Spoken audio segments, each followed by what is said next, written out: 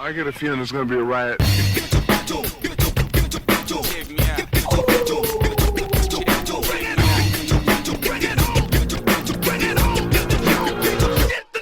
the starting of the week, at Summit Talks, you'll hear them speak.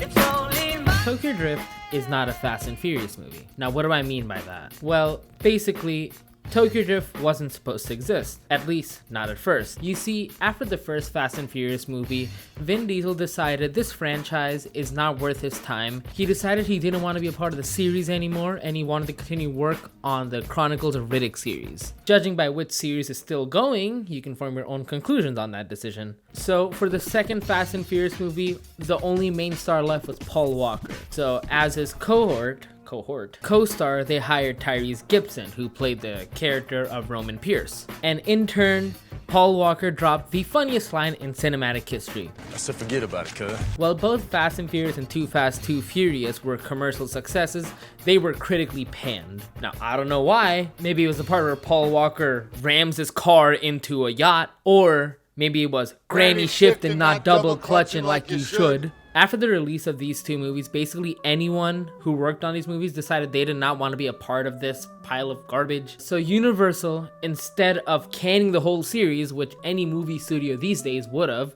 they decided to have an open casting call for the director of this movie, and they landed on Justin Lin, who was still the director of the Fast and Furious franchise to this day. I lied, they canned him too. And they decided to essentially do a soft reboot of the franchise. They ended up making a movie called The Fast and the Furious Tokyo Drift, or as I called it, 3 Drift, 3 Furious. Oh, brother! The best Fast and Furious movie. This movie is so wildly different than anything that came before it, and obviously everything that came after it. The series has now devolved into family.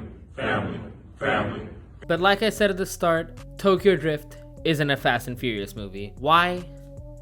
Because it's a movie about cars. Even the first two films were barely car movies. You had some sections where they were racing. You had some sections where they would show off their cool riced out cars. That horrible purple Eclipse, goddamn. The cars were just a means to an end for a generic action film at the end of the day. But Tokyo Drift, unlike the first two movies, the action and plot of Tokyo Drift directly revolves around the cars that they are driving and drifting culture, which I would assume was huge in Japan at the time. The story goes as such. Shawn Boswell, a 35-year-old looking high schooler, is a chronic troublemaker, and due to some factors, he ends up racing default bully _3 named Clay, pitting his 1971 Monte Carlo against a Dodge Viper. Due to the power of it's not the car, it's the driver, Shawn is somehow able to keep up in this felony destruction on 4 wheels. At the end of this race, Shawn ends up flipping his car and dies, and due to this, all of them are taken into police custody, where it's revealed that Shawn is a career criminal, which has forced his mom to move around the country, which kind of sounds like this man is avoiding jail, don't you think? And doesn't this mean that he just has a bunch of arrest warrants? Shawn thinks this is just gonna lead to them moving states again, but his mom has something else in mind. His mom decides to send him to Japan to live with his dad, avoiding even more jail time, by the way. And just to note, the United States and Japan have an extradition treaty, so Shawn should not even be able to leave this country, but the fact that he's able to land in Japan, and I don't know. When Shawn lands in Japan, his dad doesn't even pick him up at the airport. His excuse? Japan is a few hours ahead, which I don't know. Shawn's dad forces him to promise that he will not go near a car in his life. And then his dad decides to disappear in the morning. And Shawn is left to figure out how the hell to get to school. First of all, how did he get enrolled so fast? Second of all, how did he get a uniform in time? Third of all, how did his dad really expect him to navigate Japan and make it to school on time? At lunch, he meets Twinkie, who tries to sell him knockoff Jordans and an iPod. But what really catches Shawn's eye is the sparkle steering wheel hanging off his backpack. Twinkie ends up taking Shawn to a car meet in a parking garage. And I don't care what anyone says, Twinkie has the best car in his franchise, bar none. But this raises an even bigger question. Does Shawn have a driver's license? Is he just driving willy-nilly? Like, does he just plan on, did he get an international license? I don't know how any of this works. Anyway, Shawn ends up beefing with a Yakuza king called DK. Shawn ends up challenging him to a race without a car, but the ever so gracious Han ends up giving Shawn the keys to a Sylvia S15, aptly named the Mona Lisa. And by the way, Han is the best character in Fast and Furious. End of sentence. Shawn ends up absolutely destroying his S15. He somehow forgets how to steer a car, which is very confusing. Whenever I see the end of this race, I'm very confused. Like, I guess I understand he didn't know how to drift, but the fact that he keeps hitting the walls trying to go up the ending ramp, it's just, maybe he should have been arrested. Skipping a few story beats, Han ends up taking him under his wing, not to repay the car debt, but because Shawn was the only person who stood up to DK, who, by the way, is just tied to the Yakuza, I guess. Kiryu Kazuma, somewhere here, there's a joke to be made here. So Han trains Shawn in drifting, gives him an Evo, which I assume has been converted to a rear-wheel drive car, and it's by this point where you actually see character development in a Fast and Furious movie. I know, God, I know. This is crazy. It's wild. In a Fast and Furious movie, you wouldn't believe it. You can see Shawn starting to learn how to drift, and he also becomes a better character. He stops being uber reckless and starts showing loyalty and some discipline, all thanks to Han's mentorship. Rest in peace. Eventually, DK finds out Han's been skimming money from the Yakuza's profits, and he ends up chasing Han through the streets of Shibuya, which it's a miracle that somehow they didn't kill 300 people. And there's also a fun fact here, which every Fast and Furious trivia thing says, but I like to say it anyways. It's pretty cool to think about. They didn't have the filming rights in Tokyo, so they just ended up filming anyways and hiring a fall man, so that whenever the police would show up, they would just be like, hey, this guy did it, take him. At the end of this chase, Han ends up being T-boned by it's so stupid. He gets T-boned by Jason Statham, but they don't tell you that up until I think Furious 7. I lied again. It was in the after credits of Fast and Furious 6. And due to this T-bone crash, Han ends up dying. And the police seize all of Han's assets, meaning Shawn ends up losing everything. But there is one car left. The Sylvia S15 he wrecked in the beginning. And throughout this movie, it was shown, or actually in one scene in this movie, it was shown that Shawn's dad has an old Ford Mustang in storage, but it has no engine, so it's just been sitting there. How did he get that car in Japan? So they end up taking the insides of the S15, the engine, placing it into the Ford Mustang, and creating this mishmash of American and Japanese culture.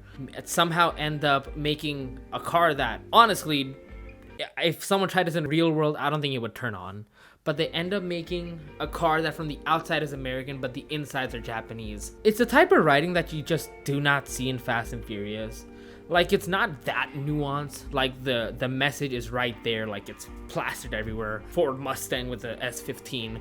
But you don't even get that type of writing in new Fast and Furious movies. The whole car is symbolic of Shawn's journey in Japan, his journey in life. Shawn tries to repay the debt that Han left with DK, but DK doesn't want any of it. So Shawn ends up challenging DK to a final race, where if he loses, he leaves Tokyo, but if Shawn wins, DK leaves. What the fuck? What is DK's real name? Wait. Oh, Takashi. Oh, you're right. They end up racing down a mountain, which I'm gonna assume, I'm kind of like, I haven't rewatched this movie in like a few months, but like I'm gonna assume it's the same mountain that girl took Shawn in when he was like, we used to come here as kids, and like the mentors would drift with us, and you know, I'm gonna assume it's that mountain. But they end up racing down that mountain. Shawn is just so much better than DK at this point, and DK only loses because of his recklessness. DK constantly tries to ram Shawn off the road because he knows that he's a piece of shit and he can't win. So Shawn ends up hitting the brakes and DK literally flies off a cliff and And in the end of this movie, Shawn ends up becoming the new DK, running the parking garage of Tokyo. Yeah. And just when you think this movie is gonna start something new, something fresh, some new characters, I wanted to see, I'm going ahead of myself, but I needed to see Shawn evolve further. This was such a good starting point for a new franchise. But I guess Universal thought different. They said that this movie would not be complete without a Dominic Toretto cameo. So right at the end, right at the finish line, Dominic Toretto shows up. He says, I don't know if I'm paraphrasing, but he says, I knew Han. He was family. I lied. He never said the word family. We were so close. And you want to know the funny thing? The only reason Vin Diesel decided to show up and do this cameo was that Universal agreed to give him the rights to the Chronicles of Riddick series. Guess what? I'm not going to go super deep into every scene in this movie. I'm going to assume if you're watching this video, you've already seen the movie. But this is the only Fast and Furious movie where a character evolves. You know, like a character is one thing at the beginning, and then is another thing at the end. Tokyo Drift is literally not like any other Fast and Furious movies. You can tell this director actually knew how to make a movie and not a bunch of set pieces. Because even if this is not the best story, if I'm being honest, it's not that good of a story, okay? There are a lot of problems with it.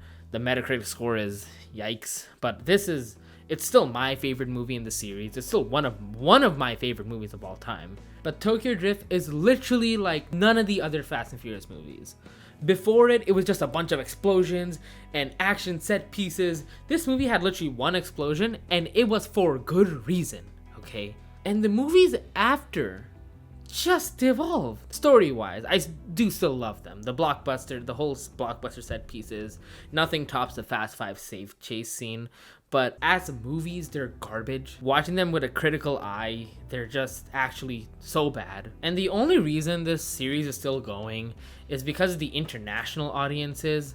Me personally, I also lived in a foreign country, so I see how big these movies are in third world countries like where I'm from. And these movies, like, there were borderline riots when Fast 9 had to be delayed due to COVID. It was wild. Fast and Furious has devolved into Vin Diesel wanting to be a superhero and having his own superhero franchise, because I'm gonna assume he wanted to do the Chronicles of Riddick, but that, It's funny how nowadays, like in the movies after this, we saw Dominic Toretto flying down a mountain, Dominic Toretto rolling down a mountain, Dominic Toretto stomping a parking garage in half, Dominic Toretto saying, in a street fight, the street always wins. You know, when you play Street Fighter, you're fighting the other guy on a street. You don't just punch the asphalt on the ground. My God.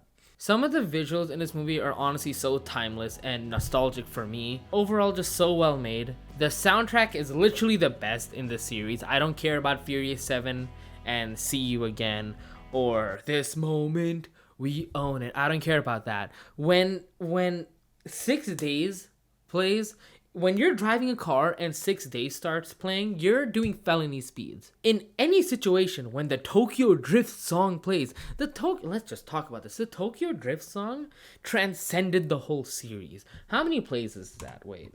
At the starting of the week, 477 million streams. I do count See You Again, but that has a different reason for being that famous. It's an unfortunate reason, but it has a very different reason it's this famous.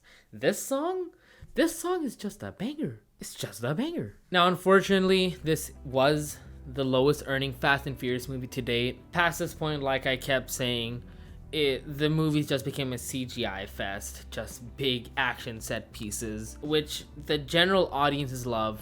I love too. I love going to the theater and seeing a giant explosion. I love that shit. But this movie really does stand on its own. Its story is not the most complex, intertwined murder mystery or anything like that, but it actually tells a story from start to finish. It hooks you in and keeps you on the hook the whole time. Yes, it does have the old tropes of the 2000s. Fucking winner gets me.